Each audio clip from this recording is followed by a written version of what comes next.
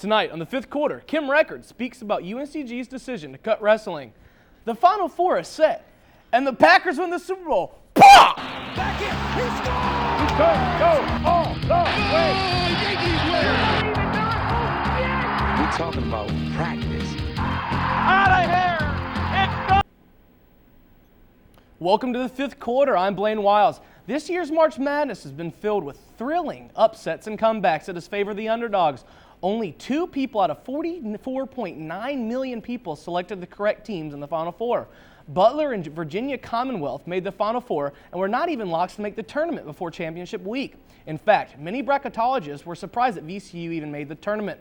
Speaking of surprises, how about Butler making the Final Four for the second straight year? The Butler Bulldogs made the Final Four last year through guidance of their leader, Gordon Hayward. But this year, the Bulldogs clawed their way with buzzer beaters, last-second fouls, and nerve-wracking overtimes. UConn and Kentucky also made the Final Four and will play each other on Saturday. Once again, Kyle Busch dominated another week of Sprint Cup action. However, it wasn't Busch who took home the checkered flag at the end of the race. Busch led with 151 laps, but lost the lead to Jimmy Johnson late in the race. Just when it seemed that Jimmy Johnson would get his first win of the season, Kevin Harvick pushed Johnson into turn 3 and was able to pass him coming out of turn 4.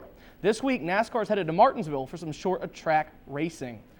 With just an average of 7 games left in the season, the NHL playoff push is in full swing. The Carolina Hurricanes are now 5 points out of 8th place after splitting a home-and-home series against the Lightning.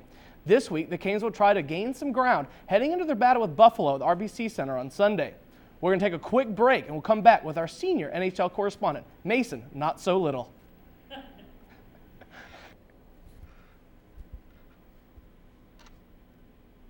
Hey everybody, welcome back. Joining me is senior correspondent for the NHL, Mason Lyttle. First, we're going to look at the East. Is this just one team battle to get in the playoffs for the Carolina Hurricanes, or are there other teams that can make a run, such as the Leafs or Devils? Well, Blaine, as you know, the Leafs and the Devils are just about out of it. Leafs are 7 points out, and New Jersey's 12 points out of Buffalo's 8th spot. Carolina's 5 points out with 7 games remaining. They're the only ones that could really catch Buffalo at this point, but they're playing not so playoff hockey lately. 4-5-1 in their last 10, with just statistically speaking a 9% chance of making the playoffs. I'm not sure it's going to happen. I think the Sabres hold on to that spot. So you do not think the Carolina Hurricanes will make it in? I think that they could make it interesting for sure, but they do have a really tough schedule ahead. The remaining 7 games, including games against Detroit, Washington, Tampa Bay, and 2 sets of back-to-back games. Okay, so when it's all said and done, who do you like coming out of the East 1 through 8? 1 through 8, I've got in the top 4 Philadelphia, Washington, Boston, and Pittsburgh. And rounding out the bottom 4, I've got Tampa Bay, Montreal, the New York Rangers, and the Buffalo Sabres. All right, well, the East is definitely getting interesting. Now on to the West. 7th through 10th spots are all only separated by 3 points. Now, who do you think gets left out of the equation? Now, that's really interesting. Right now in 10th place, the Dallas Stars are really in good position to make up some of this ground. They have 3 games remaining on Calgary, who is in 9th spot right now, and 1 game remaining in Anaheim. So they certainly have the opportunity to gain some of that ground back. But I think the Anaheim Ducks will really make a push behind Corey Perry. Their forward with 44 goals this year, leads the NHL. He's having a Rocket Richard Trophy year. He'll carry the Ducks to a berth, and I think 8th place gets taken by the Chicago Blackhawks. Won the Stanley Cup just last year, lost a good amount of their team, still can make the playoffs behind the play of Jonathan Toews, who in my opinion is one of the best NHL captains out there. Now that'll be interesting if Chicago takes that 8th spot, because they'll be seated against first place Vancouver. And each of the last 2 years, Chicago has ousted Vancouver in the playoffs. They seem to be Vancouver's kryptonite.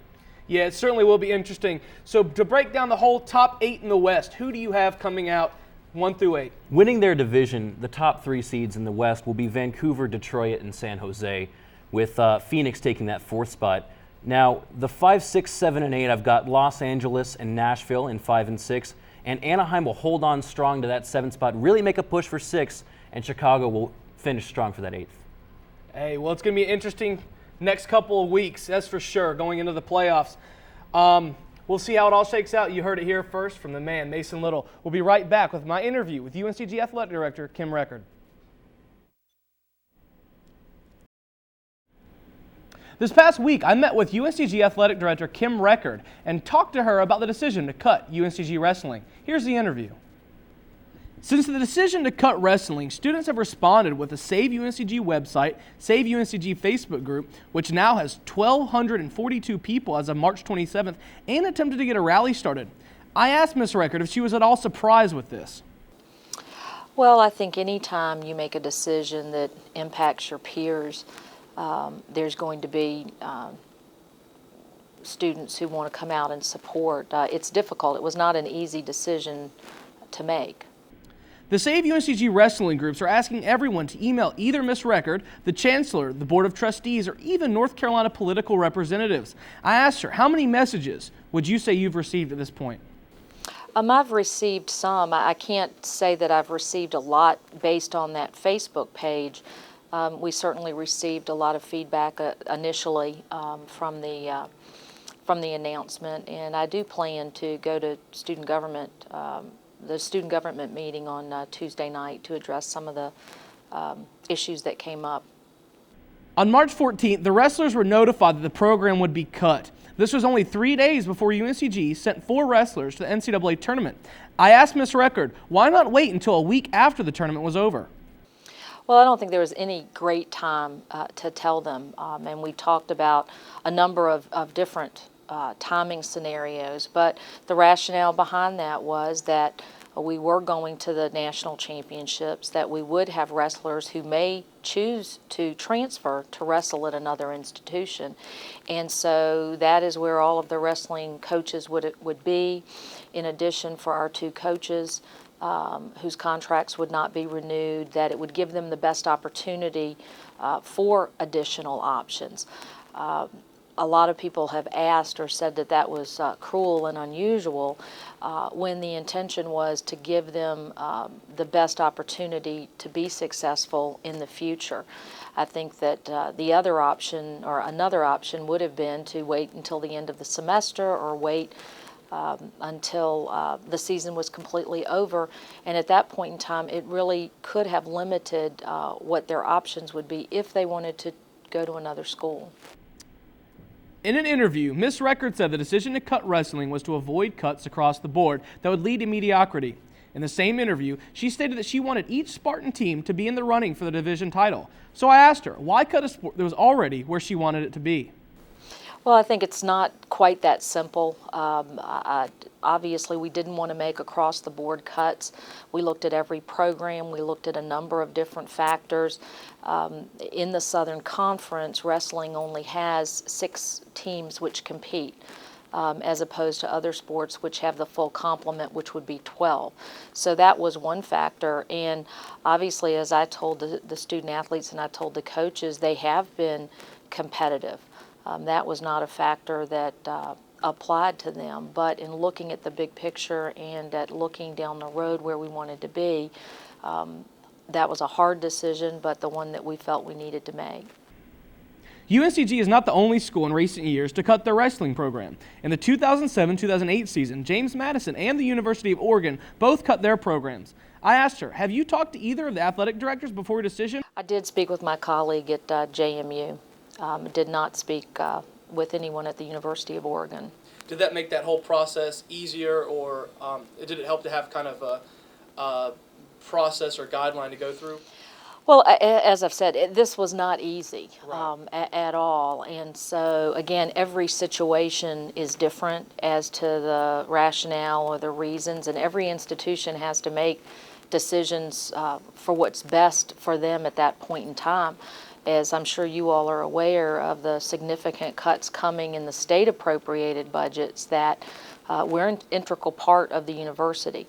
While we're fee-based, we still need to do our best to maximize the use of those resources in the best ways to also accomplish what is stated in the university strategic plan. In a recent interview, former UNCG head wrestling coach Tom Shiflett had this to say. How do you feel about that? I'm very disappointed, and I'll probably spend some time next week making some more phone calls and sending out some emails. We have a university, we have an athletic director who's only been there a year and a half. Say this is the end, and the time that she did it and how she did it, I'm disappointed. I don't think she should have the power or the authority to drop a program. not on your agenda. I think there should be protocol. You know, be the way you have to sit down and you got to speak with people and give good reasons why, and not for the reasons that I'm hearing or reading about. I just don't. It's disappointing. It's really, really disappointing that these opportunities are taken away and there's no reason for it. I don't think an official and an administrator should have that power, especially when you've been in that position for a year and a half and you just don't like the sport. You know, you can't tell me that it's just an economic. If it's an economic reason, well, your city could lose $2 to $3 million in wrestling and revenue coming from the sport of wrestling. Doesn't sound like a good economic decision. Kim Record had this to say about the former head coach's comments. Well, in terms of profit, we managed the tournament, and the tournament started as an idea on our campus. But in terms of profit, no. The Coliseum and the university or athletic department, at the end of, when you look at the income and the expenses, we split $10,000, which didn't even cover the cost of our staff time to run the tournament. So this was not a money maker, and certainly the economic impact that any kind of event has on the Greensboro community, we're certainly cognizant of that, but this was not a profit center for UNCG. You know, my job is, I'm going to make decisions that aren't popular, but my job is to lead this department into the future based on what the strategic plan says for the university. And I don't expect everyone to agree with every decision that I make, but this has nothing to do with liking wrestling or not liking wrestling. Yes, ma'am. I have 250 student athletes that are mine, and this was a very, very difficult decision because those are 35 young men who care very deeply about what they're passionate about. Athletics is a privilege. Playing sports is a privilege. It's not a right. And so we're just trying to make the best decisions we can for the big picture. Yes, ma'am. That concludes our show for tonight. Thanks for tuning in. Be sure to tune in next week when I'll tell you who won the national championship, along with other cool stuff. See you next week, guys.